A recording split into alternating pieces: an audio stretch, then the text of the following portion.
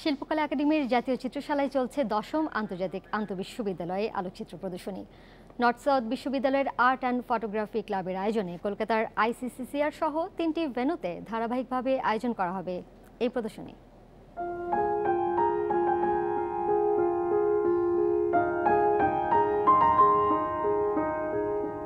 দেশের তরুণ আলোকচিত্রীদের উৎসাহ দিতেই ২০০০ সালে যাত্রা শুরু নর্থ সাউথ বিশ্ববিদ্যালয়ের আর্ট অ্যান্ড ফটোগ্রাফি ক্লাবের।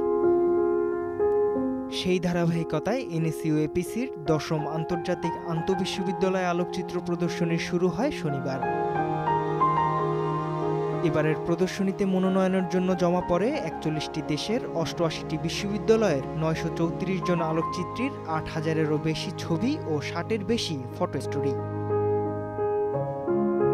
সেখান থেকে বাছাই করে প্রদর্শনীতে স্থান পায় ১১৮ জন আলোকচিত্রীর তোলা ১৯৮টি ছবি ও ৪টি ফটো স্টোরি।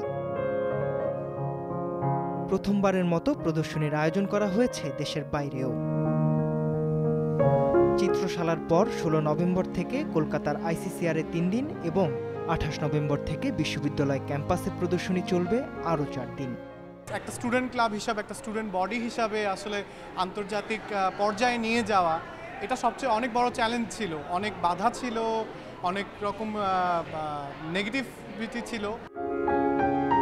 শনিবার প্রদর্শনীর উদ্বোধন করেন মুক্তিযুদ্ধ বিষয়ক মন্ত্রী এ.কে মোজাম্মেল হক।